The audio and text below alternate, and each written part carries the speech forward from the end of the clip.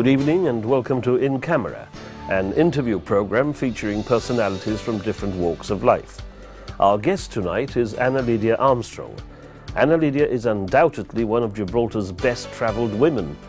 Born and raised on the Rock, she married husband Jack, who worked for Cable and Wireless, and joined him for postings around the world in several continents. During her travels, Lydia organised health and keep fit classes for women using her sexometric systems. She eventually returned to her native Gibraltar and recently published her autobiography, The Snake and the Tiger. Lydia, good evening and welcome to In Camera. Thank you very much. We'll talk about the snake and the tiger a little later. Yes, sure. But first of all, you were born in Gibraltar in 1929, so that makes you around... a very nice young 80-year-old. A young 80, undoubtedly. The Daninos, because of course you're Armstrong through marriage, but originally you are Danino. Who are the Daninos and where do they come from? How do they arrive in Gibraltar? How did they arrive in Gibraltar? Originally, they are supposed to have been to have come from Genoa and France. They came here when it turned British, and they stayed. They settled down in Spain, but they were coming on and off, back and forth, before selling their goods until they decided that it was safer under the British, and they settled down in Spain, where they used to have a farm. And it was all very, very much into the meat business, alive or dead. So the Daninos are basically from Genoa? Genoese and French. And French also. Yes. It is very difficult to say because apparently we also have some family that they are called Danan. Danan, which is a without Jewish, the O. which is a Jewish version of Danino. So, but originally that's what my father always used to say. So a very mixed blend, really. Oh yes, 57 variety. And what do you call of the early days in Gibraltar when you were a little girl? What I recall, it used to be a completely different from now. I used to find it terribly exciting when up to the war. I used to be quite a naughty little girl, and I loved climbing trees and running about. We had a very wonderful lifestyle. My mother wanted to make ladies out of all the sisters and give us the best of the education. So we had the nanny and we had dance lesson with Miss Valerino. We had piano lesson with Miss Bossano. We used to go out with Miss Mifsud, who was our governess. And it was all very much a family affair, but we all seemed to have a lovely time and enjoy ourselves. When I was very, very little, I somehow used to step on my mother's toes too often, and I used to rush over to my great-grandmother, Mama Carlota. You talk about all the girls, so how many girls were you? We are 4 girls all in all. My brother is the youngest one. So you have one brother? One brother and 3 sisters, yes.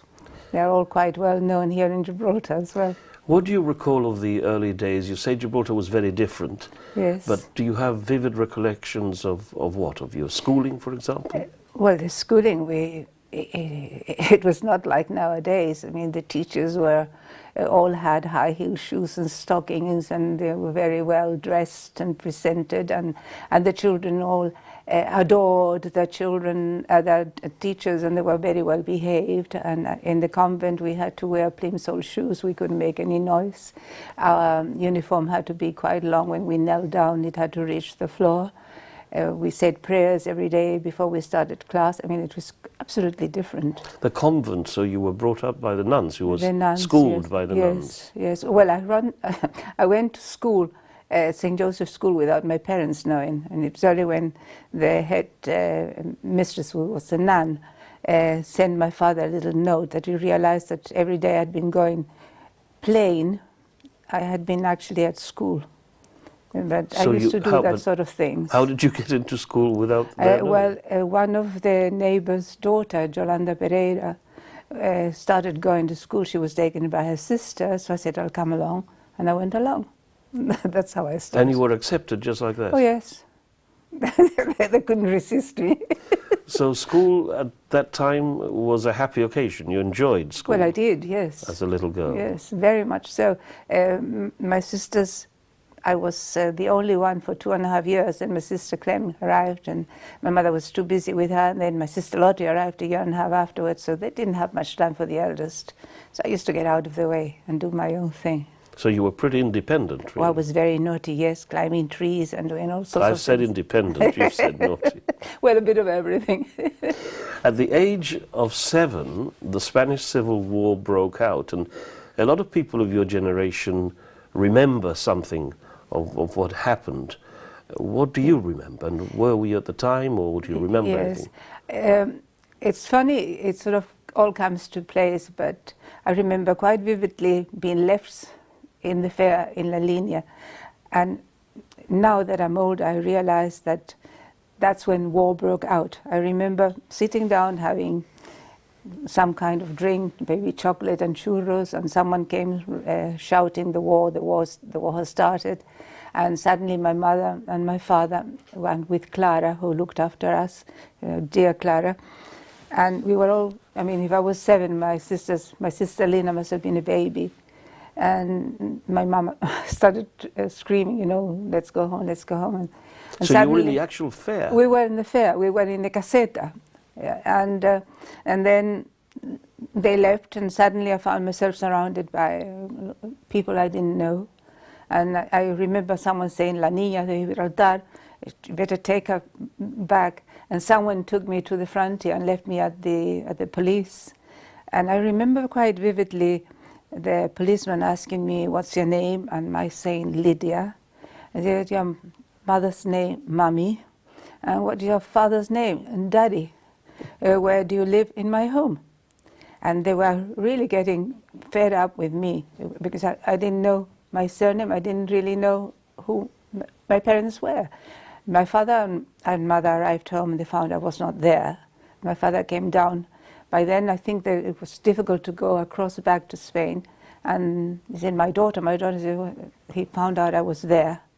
And the policeman reprimanded him that he hadn't taught me my full name and address. And since then I have been very particular with my own daughter from very, very young for her to know her name and her surname and who we were.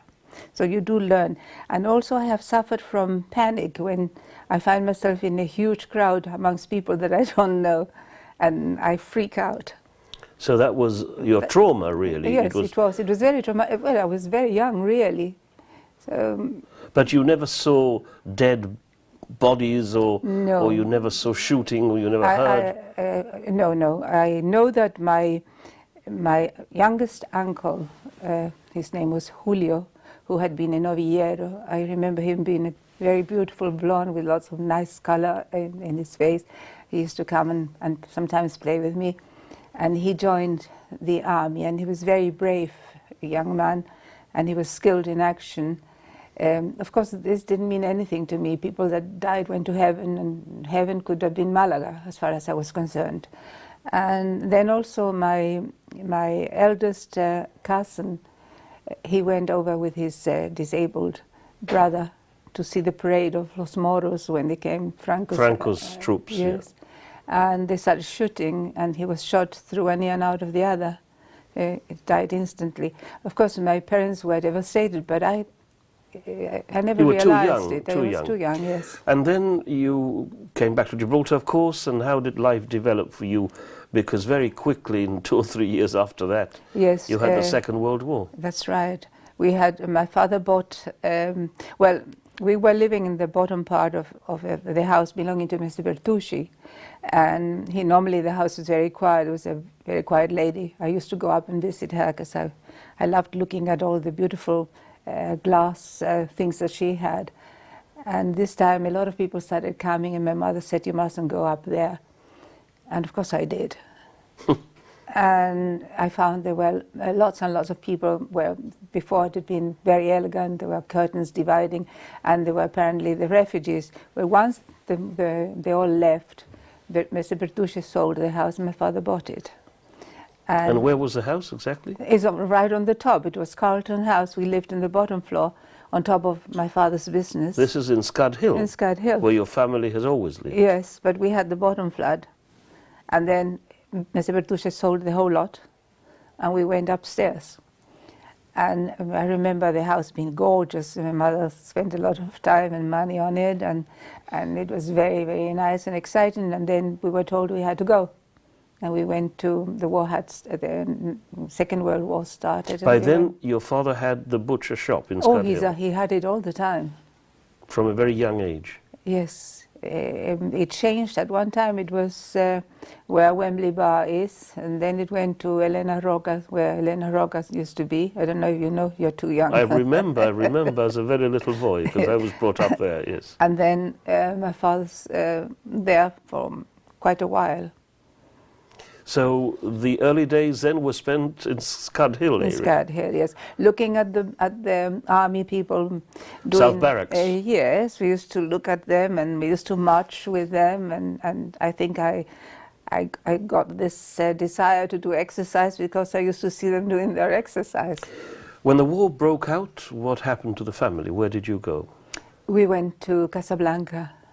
So you had the problem of Casablanca, and then of we going had to there come and coming back? Yes, that's right. Do you recall anything of that? Yes, there was a bombing. We came back to our house in Scud Hill, and one day there was a sirens, and we all rushed down. We managed to come down to the front door, and then there was a big explosion, and everybody in hysterics. We didn't know what was going on. And then my father decided we should go down to the hotel near the Rialto Cinema, because there was a shelter there.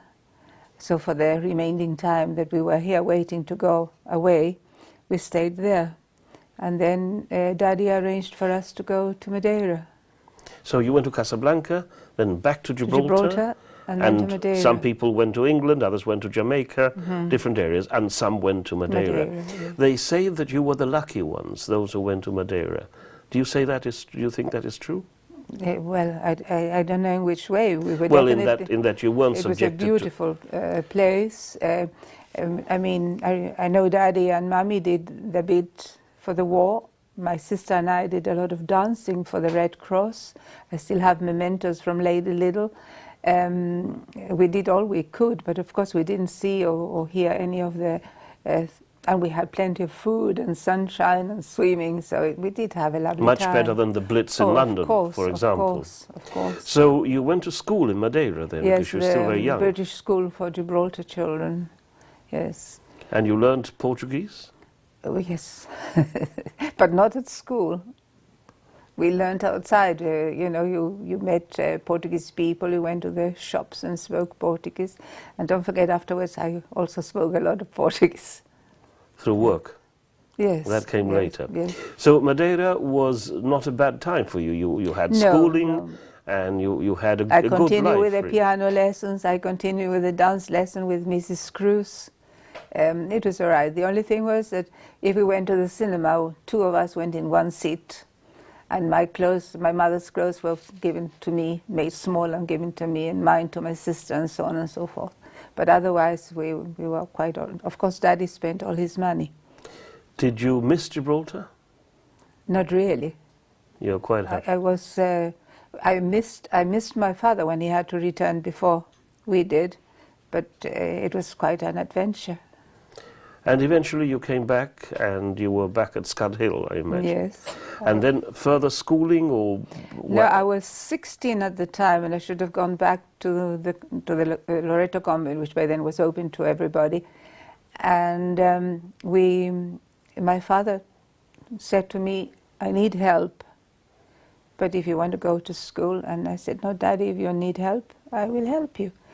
So he used to give me pocket money, and I used to spend practically all that pocket money for lessons with Miss Carboni, Elisa Carboni, because I wanted to finish my school. I wanted to be someone.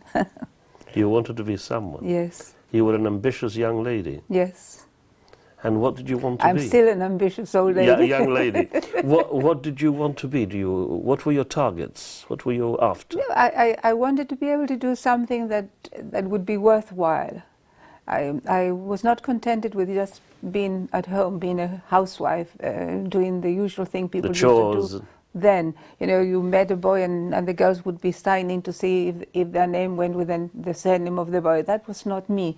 I did not want that at all. But you worked for your father. You helped him in the butcher's shop. Oh, my dear. I answered the telephone. I took the orders. I took the cash. I did the accounts. If there were lots of people, I would go behind the counter and get any piece of meat and say, who wants this? If the driver was not there, I had a driving license as soon as I could. And I had a permit to go all over the place in Gibraltar. And I used to deliver with the delivery boy. And I used to collect meat from Weddell's. I used to take it over. I made sausages when my father was not there, mixed the mixture so the people working would not know what was put in it. The ingredients. Mm-hmm. Secret ingredients. Yes. So you can make very good sausages. Very well known. No, I've never made any more. And my poor granddad, he used to help me. And then when everything was mixed and done, then the men would take over, because Daddy had a factory as well, where he made salami and mortadella and brawn and all these things. So I worked very hard. You worked very hard, but like a man. But you never left that business. You never went to try for another job. You were quite happy Daddy with that. needed me. So you were there. He did a lot for me, and you felt you had to help. Yeah, it was just normal for me.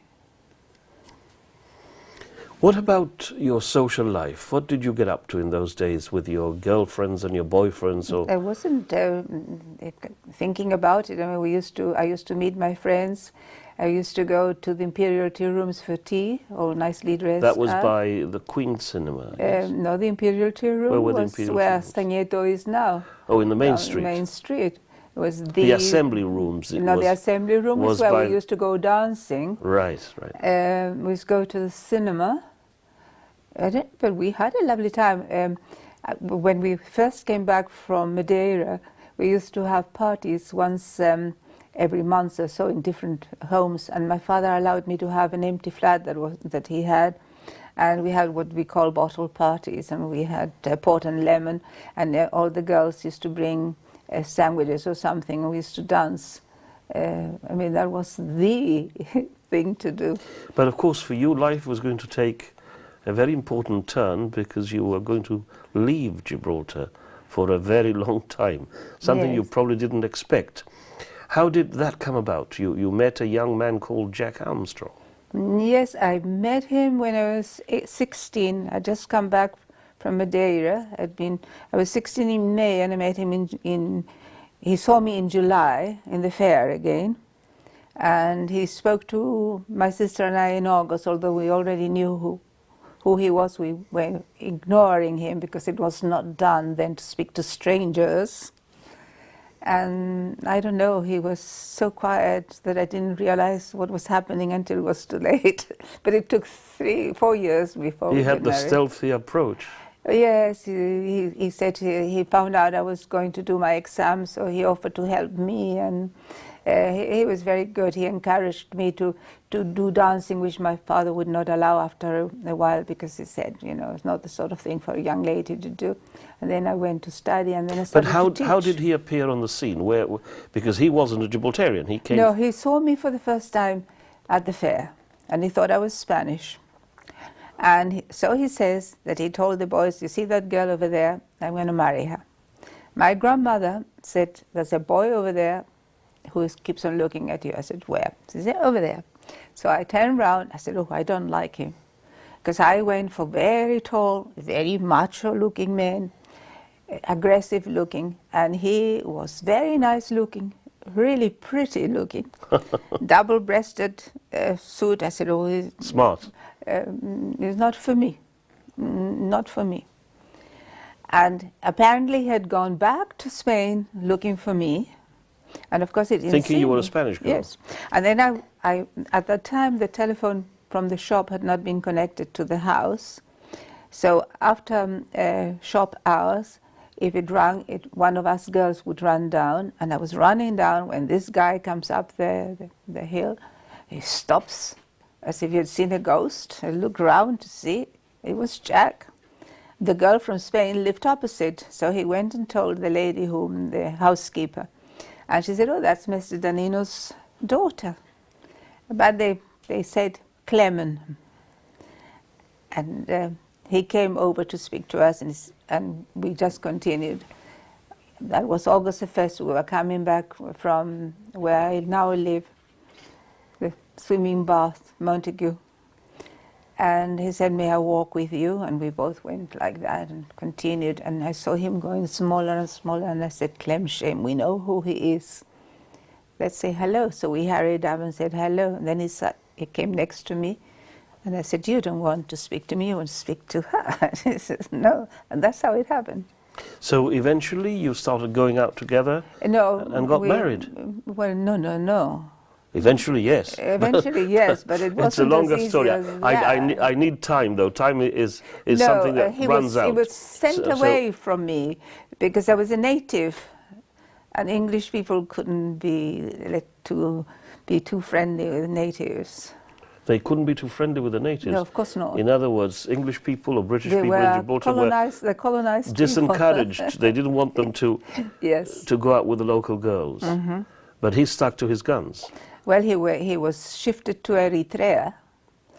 Because he worked for Cable and Wireless. He was shifted to Eritrea. What, purposely? Of course. Well, that's what I was given to understand by one of the ladies, married ladies there. Oh, you poor thing. It's because you're a native. And my father would not allow me to do anything because he was writing to me.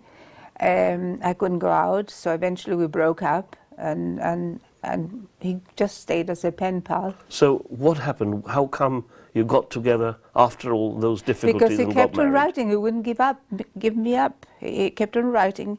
And then he said he was coming over to England in one of his end-of-term tours. And he came to visit me, and he wanted to make up. But I was already 19. He was practically new to me. He was, he was different. He had slimmed down. He was much more sexier than he was when I first met him.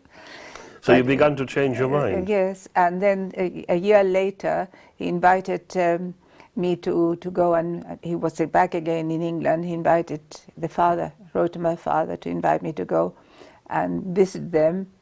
And my mother and father decided, well, I might as well go and see how the other side lived. And I went, and Jack wanted to get engaged. I said, only before we get married, because I wasn't prepared to be locked in at home, because my father was very strict. If you are engaged, or you can't go out. You can't. So that's what happened. Then he came in 1949. I was 20. And when did you get married? In 1949, November 1949. And then the huge adventures began. You started traveling. Yes. And that was a rare thing for a girl from Gibraltar to go abroad and visit so many different places in those days. My auntie had done it before me, There was a family... She got married to a Chinese man and went to live in North Borneo and Singapore and all sorts of places. So there was a tradition in your family. I think we used to... Well, I used to admire my auntie very much. And I suppose I thought, if she can do it, why can't I? Globetrotters. So you got married and off you went. Where was the first posting? Zimbabwe. Then it was Southern Rhodesia. Southern Rhodesia, Salisbury, yes. It was beautiful. And you were in Salisbury. Of course, it was very different. I had to switch completely to English. No more Spanish? No more Spanish. No more friends. I had to make them. When people spoke to me in English, I translated into Spanish, and sometimes I used to think they were very rude. I did not understand the sarcasm, and it was quite difficult. And no money. A very profound change in your life. Yes. I'm going to take a commercial break now. This is In Camera with Lydia Armstrong, and Lydia Armstrong will be back in a few moments. Stay with us.